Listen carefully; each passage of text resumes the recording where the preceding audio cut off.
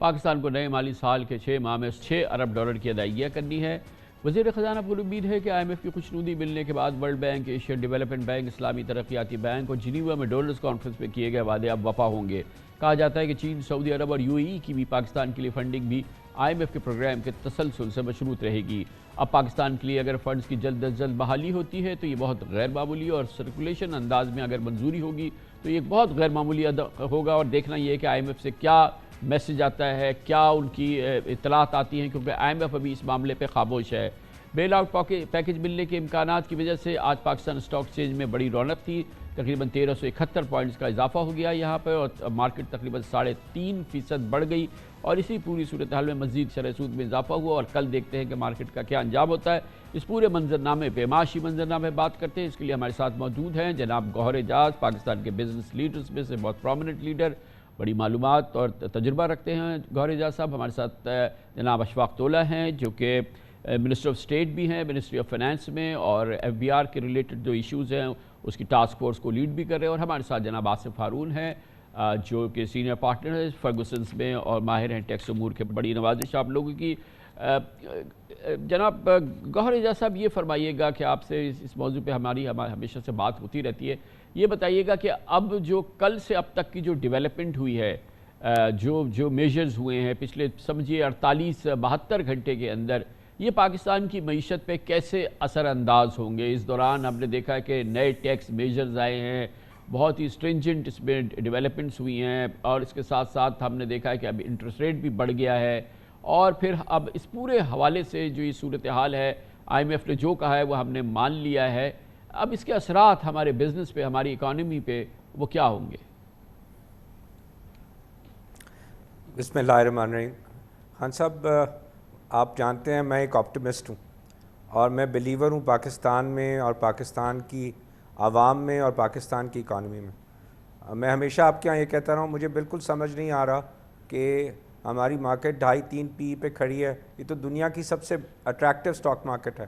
آج کی جو نیوز آئی ہے آئی ایم ایف کی، یہ ہماری نیوز آتے ساتھ آپ نے دیکھا 1300 سے زیادہ پوائنٹ سٹاک مارکیٹ بڑھ گئی، 3.5% بڑھ گئی، اور ہسٹری میں شاید یہ 6th لارجسٹ انکریز ہے ہماری ہسٹری کی جو کہ آج ہم نے دیکھی سٹاک مارکیٹ۔ تو آپ سمجھے کہ وہ جو اقبال نے کہا ہے، نہیں ہے نا امید اقبال اپنے کشتے ویراں سے، ذرا نم ہوتے مٹی بڑی زرخیز ہے ساقی۔ یہ تو ایک آپ نے نیوز دی ہے کہ جناب ہم اپنے اگلے سال کے $22 بلین کی ہم کنفرمٹی لے کے آ رہے ہیں آئی ایم ایف سے کہ ہم پیسے ادا کر سکیں گے، اور آئی ایم ایف ہمارے ریفارم سے سیٹسفائی ہو گیا۔ تو آج آپ کی پوری بزنس کمیونٹیز نے اٹھ کے اس کو لبیک کہا ہے، اور یہ سالی صرف 3.5% اماؤنٹ ہی شاید $700-800 ملین کے برابر اس کی ویلیویشن آج بڑھ گئی۔ لبیک کہتے ہوئے چند گھنٹے گزرے تھے کہ سینٹرل بینک کی، اسٹیٹ بینک کی ایمرجنٹ مانیٹری پالیسی کمیٹی کی اطلاع آ گئی، اور اس کے ساتھ ہی شرح سود پاکستان کی تاریخ کی بلند ترین 22% پہ پہنچ گئی۔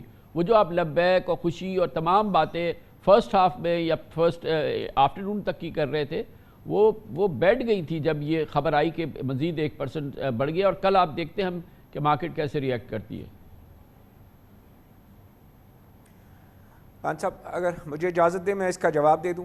جی پلیز۔ خان صاحب دیکھیں، پچھلے سال آج کے دن میں ابھی دیکھ رہا تھا کہ کرنسی کا ریٹ جو ہے وہ ایگزیکٹلی 115 روپے نیچے تھا، اور آج کا 287 کا ریٹ جو ہے، اگر 117 روپے نکال دوں میں تو جو ہے وہ تقریباً 40% ہماری کرنسی جو ہے ڈی ویلیو ہوئی ہے تقریباً، جو ہے پچھلے پورے ایک سال میں، آج کے دن اور پچھلے سال۔ یہی وہ ایئر آن ایئر اس ڈی ویلیویشن کی وجہ سے انفلیشن ہمارے یہاں آئی ہے، جو میں ہمیشہ کہتا ہوں امپورٹڈ انفلیشن ہے۔ میں بالکل اس بات آپ کے ساتھ ہوں کہ یہ سود کی جو شرح بڑھائی جا رہی ہے آئی ایم ایف کو سیٹسفائی کرنے کے لیے کہ ہم نے ریئل انٹرسٹ ریٹ رکھنا ہے، تو ریئل انٹرسٹ ریٹ تو آج بھی جب دیکھتے ہیں تو انفلیشن 40% نظر آتی ہے، تو -17 ہے اس وقت بھی آج جو آپ کا انٹرسٹ ریٹ ہے۔ میں بلیو کرتا ہوں کہ ہمیں آج اس پروگرام میں جانے کے بعد ہمیں کنونس کرنا ہوگا آئی ایم ایف ٹیم کو کہ ہمارے ہاں ڈیمانڈ پل انفلیشن نہیں ہے، یہ کاسٹ پش انفلیشن ہے جو 80% حکومت نے بورونگ کی ہے، اور یہ پیسہ کسی صورت میں یہ سود کی مد میں جو ہم بڑھا رہے ہیں یہ ہماری اکانومی کو ہولڈ کر رہا ہے, ہوسٹیج کر رہا ہے, اور ہمیں اس کو اس سے نکالنا ہوگا اس ہوسٹیج. میں 100% اس کا بلیور ہوں, اور میں بلیو کرتا ہوں ہم اس کو اس سال میں نکال لیں گے اس میں سے. اس پاکستان میں انٹرسٹ ریٹ کا 5% سے اوپر انٹرسٹ ریٹ نہیں ہونا چاہیے. دس از مائی بلیف. ہاتھ میں ہیں یہ, ہم کم از کم 800-900 ارب روپے کی بات کر رہے ہیں, مگر برگ گرتی ہے تو ان بیچارے ٹیکس پیئرز پر. خالد صاحب, اگر میرے ایڈوائز اس پہ ہو اور کوئی اگر سن رہا ہو تو میں سمپلی کہوں گا ہمارا جو سیلری کلاس ہے جس کو آپ نے لمٹ تھریش ہولڈ لگائی ہے اس کا ٹیکس ریٹ میکسیمم 20% ہونا چاہیے. یہ ان کے ہاتھ میں ڈسپوزیبل انکم آئے گی, ان کے پاس پیسہ آئے گا, وہ خرچیں گے تو ہماری ڈومیسٹک اکانومی چلے گی.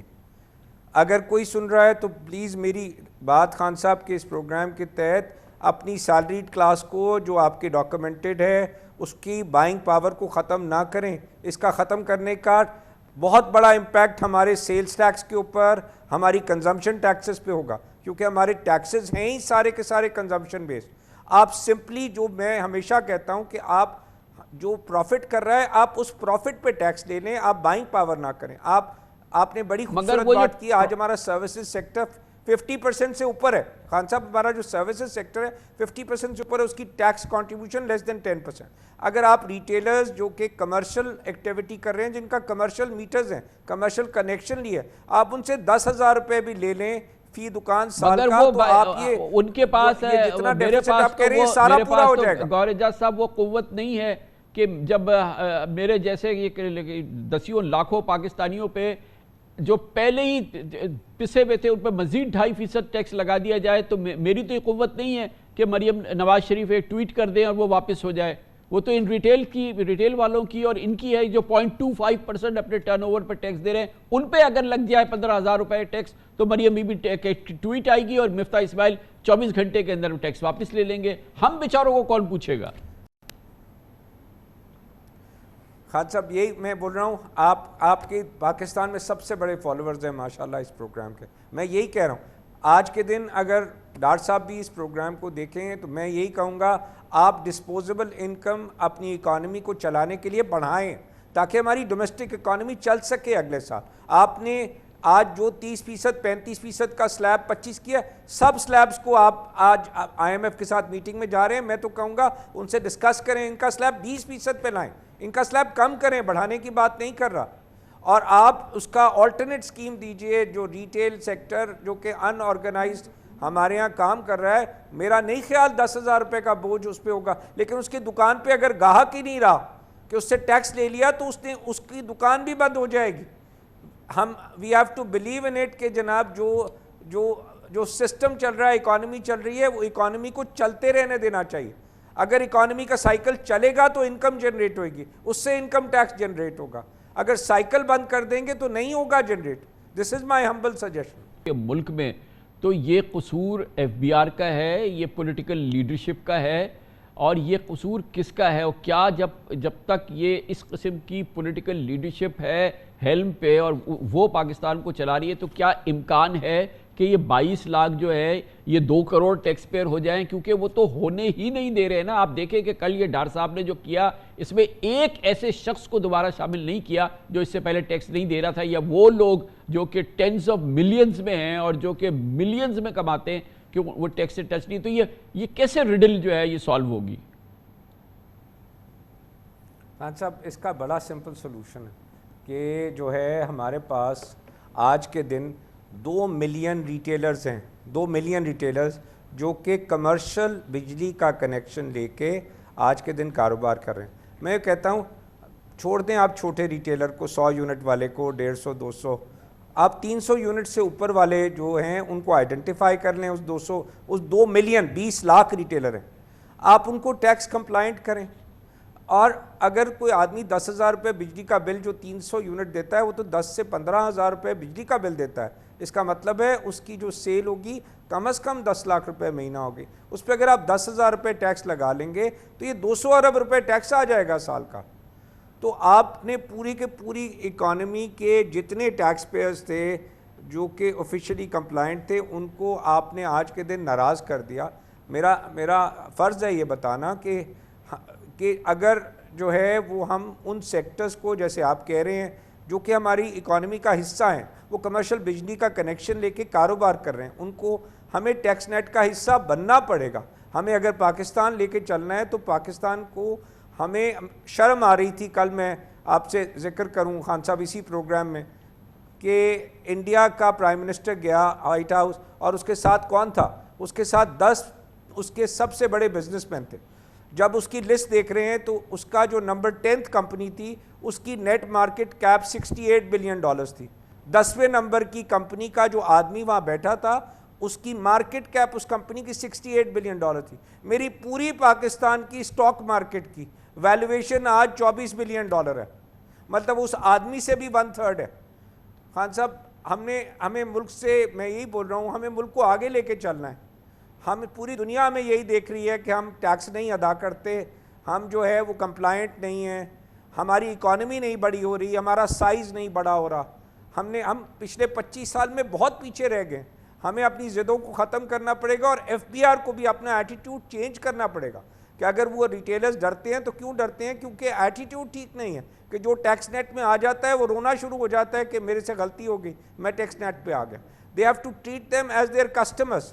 اور ہم پاکستانیوں کو یہ فرض ادا کرنا پڑے گا کہ اپنا ٹیکس دیں. آج ایک اور نمبر بڑا انٹرسٹنگ آیا خان صاحب کہ کون سی $100 بلین ہمارے پہ قرضہ ہے, کون سی قیامت آ گئی. میں نے کہا کیوں, کیا وجہ آپ یہ بولتے ہیں؟ انہوں نے کہا کیا ہمارے پاس اس وقت ملک میں ایسی 10 ملین فیملیز نہیں ہیں, جو کہ یہ 10 ملین فیملیز تو صرف 4 بڑے شہروں میں ہی رہتی ہیں, کہ ان کے پاس صرف 10 تولے سونا ہو گھر میں. میں نے کہا بالکل ہیں. انہوں نے کہا اس 10 تولے کو صرف 10 ملین فیملی سے ضرب دے دیں تو یہ 100 ملین تولہ سونا بن جاتا ہے, جو کہ آج $800 کا پر تولہ سونا بنتا ہے, 2,50,000 کا ہے.